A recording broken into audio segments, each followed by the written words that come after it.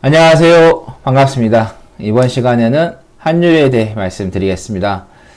지난번에 제가 영상을 올려드렸더니 소리가 작다고 하셔가지고 다른 프로그램으로 녹화를 하고 있으니까 아마 이번에는 잘 들리실 거라 말씀드리겠고, 자, 이번 시간에 이제 환율에 대해 말씀을 드리겠는데, 최근에 제가 유튜브에 올려드린 영상들을 좀 보면은 시장에 관한 이야기를 좀 많이 하고 있습니다. 9월달부터 해서 환율 그리고 뭐 시장에 대한 이야기를 계속해서 좀 올려드리고 있고, 또 중간에 제가 며칠 동안 영상을 좀 올리지 않았는데, 저는 이제 개인적으로 제가 볼 때는 우리가 주식을 하는 데 있어서 너무 많이 알고 있는 것도 때로는 문제가 될 수도 있어요. 그래서 적당하게 알면서도 병까지 상사라고 하잖아요. 그래서 키포인트가 될 수 있는 그런 자리만 우리가 딱 집어내면 돼요. 그래서 제가 여러분들께 한동안 영상이 안 올라오다가 갑자기 영상이 올라온다. 그럼 정말 중요한 포인트가 되기 때문에, 키포인트가 되기 때문에 제가 여러분들께 영상을 좀 올려드리거든요. 그래서 알림을 설정해 두시면은 바로 확인할 수 있기 때문에 알림 설정해 두시라는 말씀 드리겠고, 계속해서 제가 여러분들께 이제 환율을 이야기를 하는 이유가, 우리나라의 경제 구조를 좀 봐야 되겠죠. 그러면 보면 훨씬 더 여러분들께서 주식 투자하는 데 있어서 좀 작게 그냥 좀 멀리 보면서 좀 갈 수 있기 때문이죠. 자, 우리나라 같은 경우는 통상국가예요. 그래서 경제 구조를 좀 보시면 60%가 통상입니다. 수출과 수입으로 먹고 산다는 거죠. 그리고 40%가 내수에서 벌어서 먹고 살고 있는 경제 구조가 되겠는데, 그러면 지금 시대에 보시면 신자유주의, 자유무역 시대입니다. 그러면 우리나라 물건, 미국 물건이 왔다 갔다 하면서 또 우리나라 물건이 일본과 거래하고, 뭐 중국과 거래하고, 뭐 독일과 거래하고, 뭐 프랑스와 거래하고, 이런 세계 각국하고 거래를 할 때 결제가 되는 통화수단이 뭔가요? 바로 달러입니다. 그래서 기축통화로서 달러의 역할에 대해 우리가 당연히 분석을 하고 판단해야 됩니다. 그래서 우리나라 돈과 그 다음에 미국 달러의 그 가치를 비교했을 때, 그때 이 가격이 어떻게 변하냐에 따라서 우리나라 경제 흐름도 바뀌기 때문에, 그래서 제가 여러분들께 이 원달러 지수를 가지고도 충분히 우리나라 주식시장뿐만 아니라 세계 경제 흐름을 파악을 할 수 있다라고 제가 말씀을 좀 드리는데요. 우리가 이제 그 환율 차트 분석하고, 그 다음에 예환이죠. 그리고 주식 종목, 뭐 시장, 미국 뭐 나스닥, 그 다음에 S&P 500, 다우, 뭐 독일의 닥스, 이러듯이 전 세계에 그 시장과 종목들이 있습니다. 그런데 제가 그 지인들에게 우리가 주식하는 데 있어서 수많은 포인트가 될 수 있는, 뭐 기법이라고 하면은 기법이 될 수가 있는 건데요. 이 차트에 보시면은 이평선 거래량, 뭐 캔들, 나머지 이제 보조 지표들도 있고 그럽니다. 근데 제가 그 주변에 계신 분들에게 이평선에 대한 그 의미, 그러니까 의미라는 것은 뭐 5일선, 11선, 21선, 61선, 121선에서 종가를 5일선 같은 경우는 5일 더해가지고 나누기 하고, 뭐 11선 같은 경우는 현재부터 해서 종가 10일을 더해서 또 나누고 하는 거잖아요. 그런 의미가 아니라 이 5일선, 11선, 21, 60선, 121선, 뭐 241선에 그 포인트가 될 수 있는 그런 아주 중요한 의미가 있어요. 그냥 우리가 보고 스쳐요. 근데 그 보고 스치는 그 상황에서, 그 속에서 우리가 꼭 봐야 될 게 있거든요. 근데 그 포인트를 보는 게 뭐 터득에서도 볼 수도 있고 누군가에 의해서 배워서도 볼 수가 있습니다. 근데 제가 그 포인트를 알려드려요. 그리고 나서 이 포인트가 대한민국 시장, 그리고 대한민국 종목, 환율 차트, 미국 시장, 미국 종목, 중국 시장, 중국 종목, 뭐 독일 시장, 그 다음에 독일 종목, 모든 거를 대입했을 때 통하는지 안 통하는지 그거를 한번 해봐라. 그게 진짜 기법이죠. 진짜 포인트고요. 왜? 시가, 종가, 고가, 저가, 거래량, 이평선 다 다 똑같이 만들잖아요. 상승하면 양보, 하락하면 음보. 똑같이 가격이 되니까, 그래서 이 차트 분석을 제대로 하면은 전 세계에 있는 차트를 다 분석하고 앞으로 어떤 현상이 발생할 것인지 판단을 할 수가 있다라는 거죠. 그래서 여러분들께서 어떤 뭐 기법이라 하고 뭐라고 하잖아요. 그러면 저는 그래요.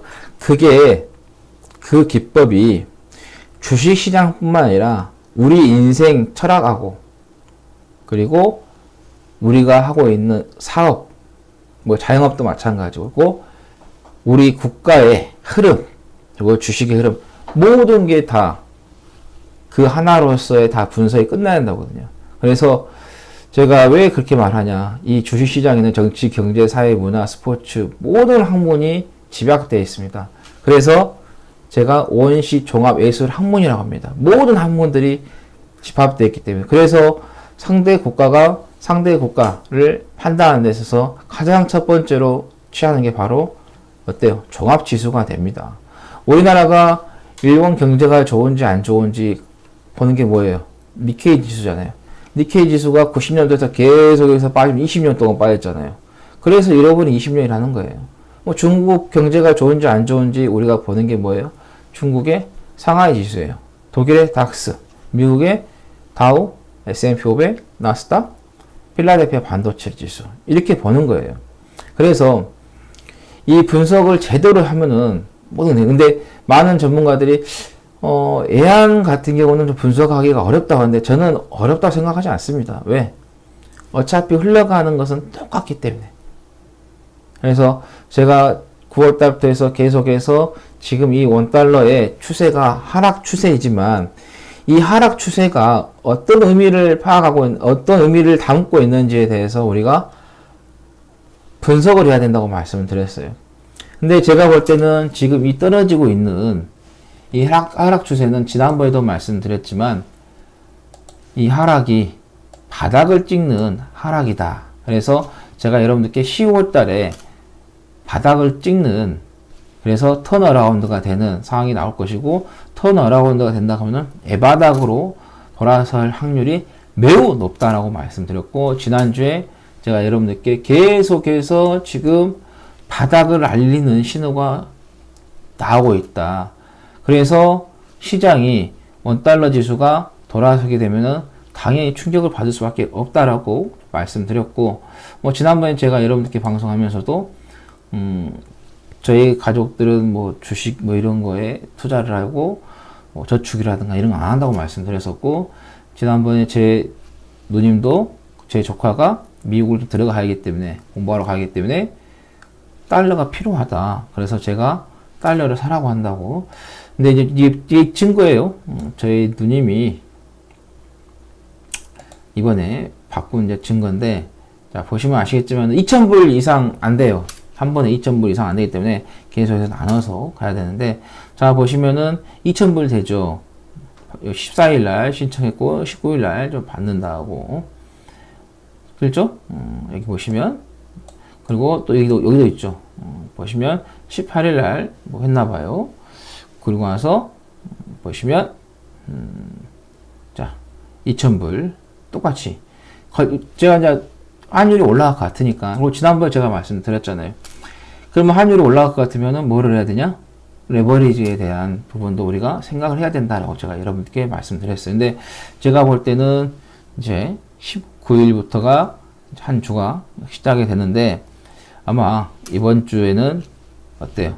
달러가 상승하는 흐름이 나올 것이고 그렇게 되면은 시장에는 충격을 주는 그런 상황이 좀 만들어질 거다라고 말씀드리겠고 그리고 제가 3월 달에 제가 여러분들께 그런 말씀 드렸었죠.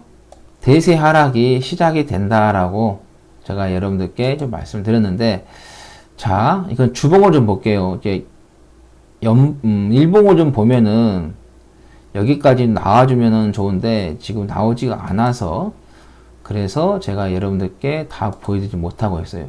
이게 한 번에 싹 봐야 그래야 훨씬 더 이해가 좀 갈 수가 있는데 이 차트 같은 경우는 5년 이상을 보여주지 않기 때문에 그래서 이거는 주봉으로 해서 좀 보도록 하겠습니다.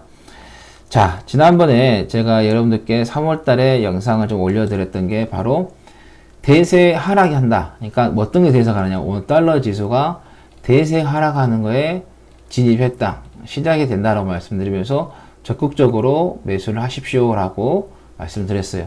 아마 이게 보일 거예요.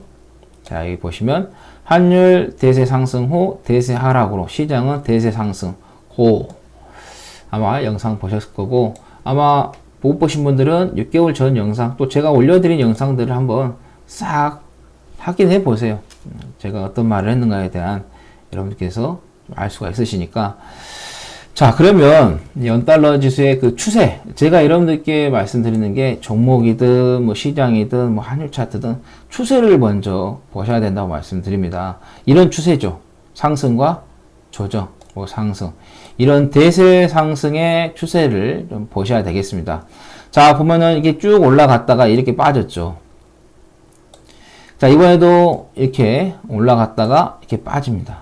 그러니까 원달러 지수 자체는 지금 전체적으로 봤을 때는 대세 하락의 시작이에요. 대세 상승, 대세 하락, 또 대세 상승, 대세 하락. 근데 자, 여기서 보시면 이 시점에서 여기까지 하락하는 그 추세를 보면은 한 번에 떨어졌는지 아니면 중간에 이런 파동을 만들면서 하락했는지에 대해 여러분께서 좀 보셔야 될 것 같습니다.